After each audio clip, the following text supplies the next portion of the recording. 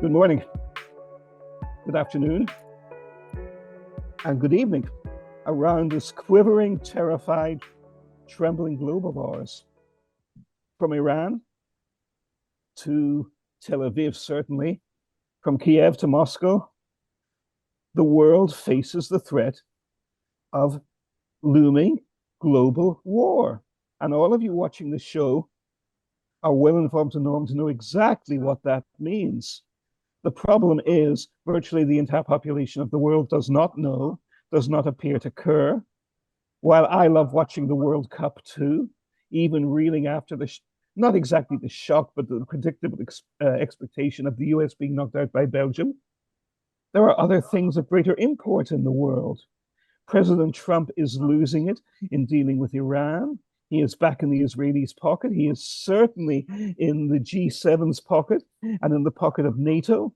Maniacs in London and Paris are wagging the dog in Washington, while they themselves are being wagged by their own tail, the infernal Mr. Zelensky, in Kyiv. I know of no one better to navigate us through these dark days, to throw light on the darkness and on the dark creatures that are slithering within it, than one of the most experienced and indeed now legendary figures in the Foreign Service of the United States, retired Ambassador Chas Freeman, a living legend in so many ways, former US ambassador to Saudi Arabia, the man who was President Richard Nixon's translator in his epic visit to Beijing in 1972, and present at the creation and the destruction of so many myths and fantasies and policies in the long decades in between. Chas, where are we? How dangerous is the situation? What's your assessment? What's your prescription? Far away. Well, thank you, Marty. I thought you had to be dead to be a legend, but I said living legend. I know you did. You did. You did. I think it's an oxymoron anyway. Um, so, where are we? Well, I think all eyes at the moment are on the Persian Gulf, the Strait of Hormuz, Iran. The memorandum of misunderstanding, often called a memorandum of understanding, a basic framework for the conduct of negotiations, Yes. has completely failed. It contains numerous provisions which have to be met for a negotiation to ensue. These include an end to threats of the use of force or the use of force by either party. They include the end of Israeli aggression and attempts to annex southern Lebanon. They include the passage through the Strait of Hormuz without fee of ships under Iranian permission, and various other requirements, none of which have been met. All of them have been violated. Netanyahu, who is very keen to ensure there is no agreement, has succeeded, I think, in eliminating wasn't really an agreement. It was an agreement to try to find an agreement. That's gone. The Iranians are not only firing back in response to American attacks on them, but I think they've withdrawn from the talks entirely. Donald Trump, the president, says that his chosen envoys, the incompetent, corrupt, and witless Witkoff and Kushner, are there to continue talking somehow.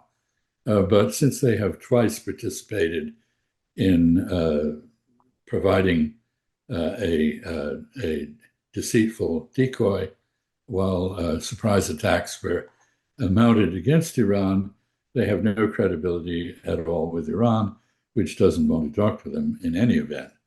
The person they did want to talk to, the vice president, has been aced out by his rival, the Secretary of State and National Archivist, National Security Advisor, head of what remains of USAID, Marco Rubio. Marco Rubio, in response to the requirement that there be peace in Lebanon, and the withdrawal of the Israelis, has contrived an agreement with the Lebanese government, the impotent Lebanese government, to first conduct a ceasefire with the Israelis, with whom it was not fighting. It has not tried to defend Lebanon. And later reached an agreement with them that Israel and the government of Lebanon would conspire to put down Hezbollah, the only force that is defending Lebanese sovereignty. So basically, we see divisions between the various parties. The Israelis determined to wreck any agreement, not to have peace, but to leave the region of West Asia open to their Greater Israel project, the progressive expansion of their control of the region and their subjugation of their neighbors. The Iranians determined to hold on to what they've gained in this war, namely a firm grip on the jugular of the world economy in the Strait of Hormuz. The Americans, frustrated to the point of throwing up their hands, and God knows what Donald Trump will come up with. Since he's now ruled out diplomacy, he doesn't have the wherewithal, having expended so much ammunition, to really go back at the Iranians effectively. And finally, we have, of course, the Gulf Arabs and others who have been battered by this war and who are on the way to throwing out the American bases that they have had on their territory, and which have provided what is called a convenient nuisance, a target for Iranian reprisals. And finally, we have a NATO meeting going on in Ankara, with the president, as usual, displaying the utmost insolence in his treatment of fellow NATO members, saying that he's only there because of his affection for the strongman Erdogan, the president of Turkey. And of course, all of this is going nowhere. But I have to say, Marty, that as appalling as this situation is, it does not contain the dangers of the situation in Ukraine, Yes. which is something that we can turn to in a moment. Yeah. Let's, Perry? Well, sorry, were you saying? Well, Chas, can you get straight on to Ukraine? I mean, are you saying that Yes. the NATO? Could you explain what you meant about the NATO? Yeah, meeting? very simply. This war began when Ukraine voided the neutrality which had enabled Russia to recognize it as an independent state, and bought into the notion, after much expenditure of funds and propaganda, that it should join NATO. Everything that has happened since has demonstrated the reality and validity of the Russian concern about that. Ukraine is now firing missiles deep into Russian territory, illustrating the fact that offensive weaponry on Ukrainian territory is a menace to Russian national security, much as the presence of missiles in Cuba in 1962, Soviet missiles, was a threat to American security, or the presence of the Emperor Maximilian in Mexico with his troops was a threat to the United States, which the United States felt obliged to drive away. So we've had a war now that's been going on for 4 years. It began with the Russian demand for negotiations on 3 points. Those 3 points are still there to be addressed. The first was the status of minorities in Ukraine, especially in the Russians' eyes, the Russian minority. 29% of Ukrainians were native Russian speakers. After the coup of 2014, they were, not 1914, but 2014, they were deprived of their right to teach their children in Russian or to communicate in Russian to the local authorities in the communities where Russian was the predominant language. This was a violation of the Conference on Security and Cooperation in Europe, and which provides that minorities have the right to use their own, to preserve their own culture and language. But it was also a violation of the Ukrainian constitution, which reflected the new regime in Kyiv, which was ultra-nationalist. In response to these prohibitions, the Russian speakers of eastern Ukraine in the Donbas, where Russian speakers constituted up to 95% of the local population, began an insurgency, a rebellion. And over time, not very long, when the Ukrainian army attempted to put down this insurgency, the Russians increased their aid to the Russian speakers and eventually got drawn in directly. So there's an issue of the status of minorities, not just Russian speakers, but Ukrainian, Hungarian speakers, Romanian speakers, Polish speakers, others who are minorities in Ukraine, whom the Ukrainian ultranationalist government is attempting to deprive of their cultural and linguistic rights. So that's one issue. This was essentially solved at the two conferences in Minsk, Minsk I and Minsk II, but we subsequently learned that from the German and French sponsors of those conferences that they were merely a deception intended to gain time for the Ukrainian army to be trained to and equipped to NATO standards. At the end of 2021, when the Russians demanded negotiations, the Ukrainian army consisted of some 780,000 men, equipped to NATO standards and trained to NATO standards. And they were poised to make a last push at the independent Russian speakers in the East. Russia demanded two other things. One is the return of Ukraine to neutrality. That is, there should be no emplacement of foreign weapons or forces on Ukraine, on Ukrainian soil, aimed at the Russian Federation. This is something that actually the Ukrainians agreed to in a conference in Istanbul, moderated and mediated by the Israeli Prime Minister and the Turks. But it was the agreement was voided at the request of Boris Johnson, who flew to Kyiv unannounced and said, "You may be prepared to give up fighting, but we are not." And therefore, this has been a proxy war between NATO, the United States, Britain, and others, and the Russian Federation. It has not gone well for Ukrainians. And we can come back to that. And the third demand the Russians put forward was for a discussion of a broader security architecture for Europe that would relieve them of fear that they might once again be invaded from the West. I say once again because the only invasion between Russia and the rest of Europe that has occurred was under Napoleon, the French, and then later under Hitler, the Germans. The Russians have no record of doing anything but following defeated armies as they fled into Europe. And of course, after World War II, they stayed where they had defeated the Nazi armies in Eastern Europe, which was not an experience enjoyed by Eastern Europeans. So the third, and of course, the Russians have made it quite clear that the arrangements for renewed security architecture should also reassure Western Europeans that they will not be invaded by Russia. And I'll just say a word on that.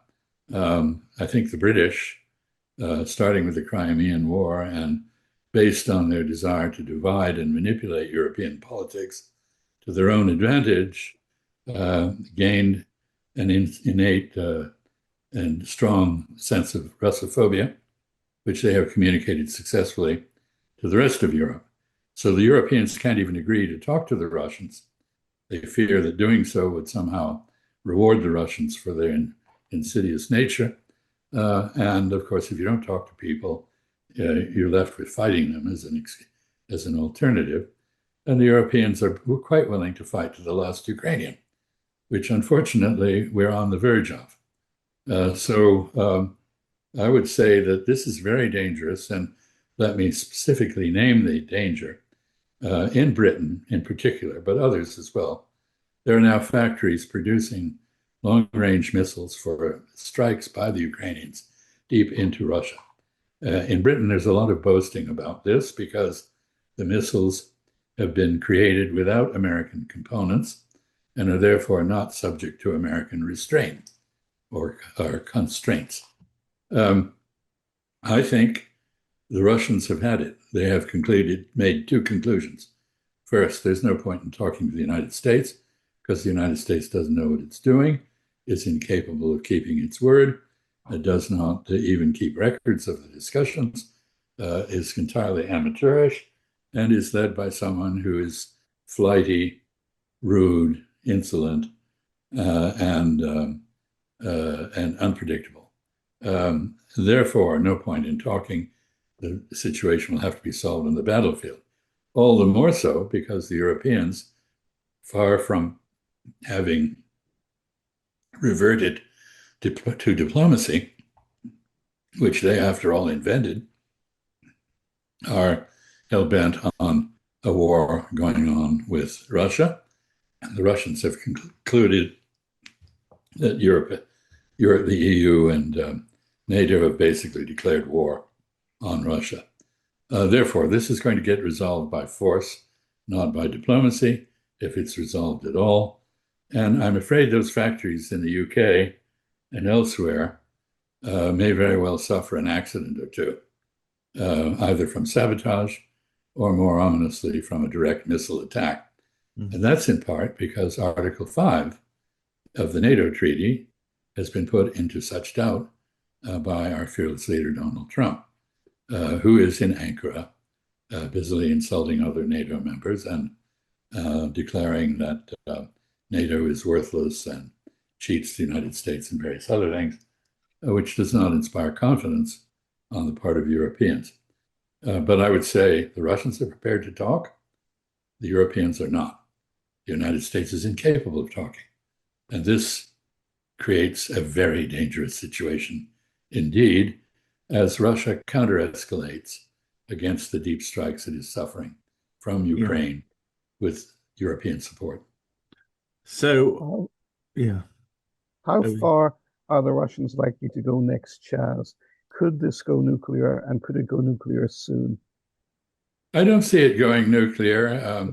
I realize that the ultimate guarantee of the Russian Federation's security is its large trove of nuclear weapons. But the question you have to ask is, what is the practical requirement for a nuclear weapon in a security sense? The only requirement really is a demonstration of the willingness to use nuclear weapons. Well, you can do that in many ways.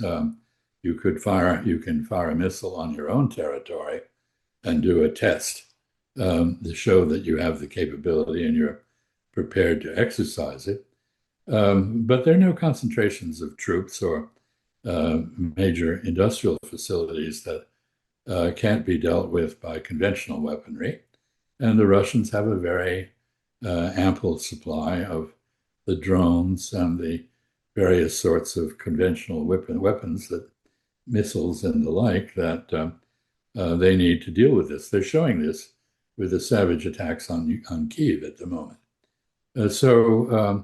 And I think if you look at what's been happening on the line of battle, you will find that recently the Russians, after a pause, which I think was calculated to reveal how badly the United States had depleted its arsenal and whether there was anything that the Europeans could buy for Ukraine from the United States to bolster Ukrainian interception capability and other defensive measures, or that the Russians held back from their offensive to see what would happen in this regard after the war with Iran basically blew the American arsenal to smithereens. And they're now, I think, determined to do to Ukraine what they did to Chechnya, to Grozny. And they're doing this with glide bombs. They're not doing it on the ground so much. So the meat grinder on the battle line is somewhat less intense. Here, there's a point I'd like to make, and that is that the Ukrainians are experts, being led by a former performer, comedian. They are very good at propaganda.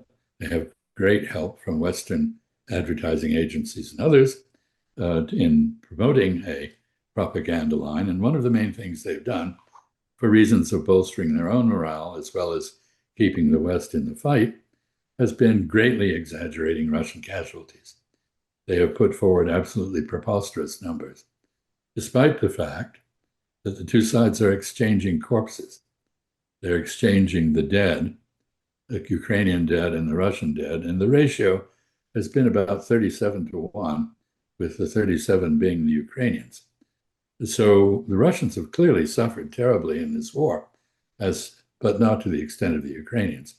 Ukraine has been deindustrialized, depopulated, shrunken in territorial dimensions, and it is exhausted. It is out of manpower, or very near that. It is conducting press gangs of the sort that have not been seen since the 18th century. British Navy employed them to round up extremely reluctant young men who are given a few weeks of training and sent to die on the battlefield. Very ineffective approach.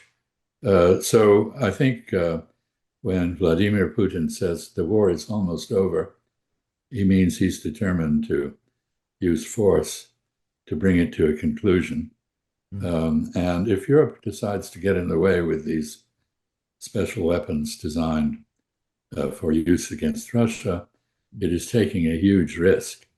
I think one other point needs to be made, and that is I've seen various misinterpretations of the term special military operation.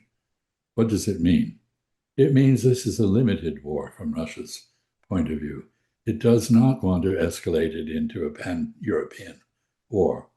The Europeans seem to regard it as the forerunner to a pan-European war, and some of them even appear to welcome that.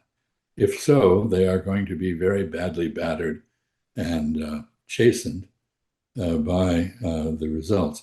I hope to God there is no such thing, and that this war in Ukraine comes to an end without escalation beyond the borders of Ukraine, which I think is entirely possible in the near future if things go on as they are.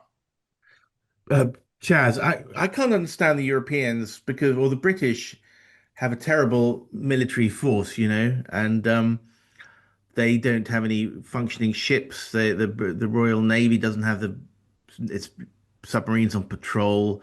All sorts of things you can find it in the militarist newspaper of choice, the Telegraph.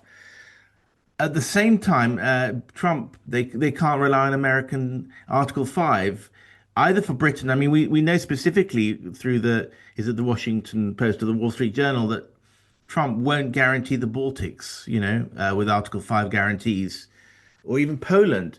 So how can the Europeans carry out this gamble? They don't have a military. All they could do is produce long-range missiles. They can't get the American security guarantee for sure. They can't be sure of the American Article 5 guarantee. And they don't have another military for at least another 10, 15 years that could stand toe-to-toe with the Russians. So what are they thinking? What's their rationale? What's the strategy? Well, I think this is what I would call fantasy foreign policy. That is to say, the Greeks had it right. Tragedies are the product of hubris and blindness. And there is a chorus warning the Europeans. It's in the alternative media, of which you are part. But the chorus is never heard by the actors on the stage in Greek drama. Precisely. And that is the case here. So I would not discount the military capabilities of Europe, but I would say that Europe, in the military sense, as in others, is far less than the sum of the parts. There are still efforts by various nations, including some fairly small ones, to promote national champions in the defense area rather than to cooperate with other Europeans to achieve economies of scale and efficiencies. But there's a point here that has to be made because it really underscores the unrealism of the European posture, which I describe as wringing their hands while sitting on them. which is not a much of a posture to yield to anything. But the two most competent militaries on the planet now are the Russians and the Ukrainians. They have mastered drone warfare, which is the warfare of the day, and they have learned how to manage on a battlefield which is essentially transparent, where there's no concealment. And interestingly, in the case of the Ukrainians, the absence of the ability to move without being detected has led to the use of propaganda as a means of deception. Since deception is no longer possible on the battlefield, you manufacture narratives that persuade people that they understand what's going on, when in fact they don't. And so we now are in the midst of a huge propaganda push by Ukraine and its European supporters, claiming that Ukraine is winning the war and has the potential to win the war. Well, I wonder what winning means. Ukraine had 52 million people at independence. At the start of this warfare, it had 32 million people. Most people now think it has 20 million people. So 3 million Ukrainians fled and sought political asylum in Russia. 8 million sought political asylum in various Eastern European and Western countries. And many have been killed on the battlefield. We don't know the number, but I would say it's clearly over 1 million. And so Ukraine, as I said, is not only battered and deindustrialized and shrunken, but it has been depopulated by this war. And many Ukrainians will not go back because Ukraine was, at the start of the war, the largest, the poorest, and the most corrupt country in Europe. It now hopes to get into the European Union, but French farmers will have something to say about that. They're not known for their selflessness. And Ukraine has the best agricultural land in Europe. It should be rich, but it does become far more corrupt than it ever was. And of course, its democracy has been strangled. Political parties outlawed, media nationalized, dissent criminalized, conscription, as I said, made brutal and entirely involuntary, a form of kidnapping. And Ukraine, in order to get into the EU, would have to fix an enormous number of problems with its human rights, its governance, its standards of probity, its democracy, its elections, its tolerance of minorities. I mean, the Austrian State Treaty is the model on which the CSCE was built in terms of the treatment of minorities. And when Austria was created as a state in 1954, 55, 56, it was created on the basis that its minorities, Slovenes, Hungarians, Italians in the Tyrol, and so on, would all have the right to conduct their own affairs in accordance with their own culture and language, on a mini level, something like Quebec in Canada. And this is guaranteed in the CSCE Charter, and yet it has been suspended in Ukraine. There's no way Ukraine is going to get into Europe, finally, with territorial disputes with its neighbors, including Russia. No one has been allowed into the EU. I mean, the Hungarians and the Serbs had to settle their problem in order for the Hungarians to get into the EU. I realize the Hungarians are famous for entering revolving doors last and coming out first, but they actually had to confront the problems in the Vojvodina in order to, and with the Romanians in order to get into the EU, Romanians also. So Ukraine faces obstacles which are brushed aside as inconsequential, but they're anything but. Chas, so we got to wind up there. Martin, do you have any summarizing remarks? I mean, it's an incredible tour de force and tour d'horizon of the situation in Ukraine. And as I'm here in London, And I go out on the street, people in their 20s necking beers and flirting, and in the hot weather we're having, have no idea that these things are going on until the missiles start raining down on the British factories that are producing missiles that go into Russia with a lack of judgment that we never saw in the real Cold War. So we're Oh, in a really completely. dangerous situation right now. And all we can hope for is that people listen more to these, and we do get more voices out there. The Telegraph does report about the British equipment failures, but they're also massively misreporting on practically every other aspect of the war. And you wonder how much the Brits are taken in by their own propaganda, or that they really know what's going on, or they believe their own story, which is even worse. So I'm certainly happy to get out of this country to one where is slightly less likely to be a target. Thank you so much, gentlemen. I'm afraid we've only just got 30 seconds there. Brilliant, Exactly. brilliant talk. Come back as soon as possible, Chas, please. Not said lightly, as you know, old friend. Okay, take care. Well, thank you. Thank you. Let me put in a word for youth.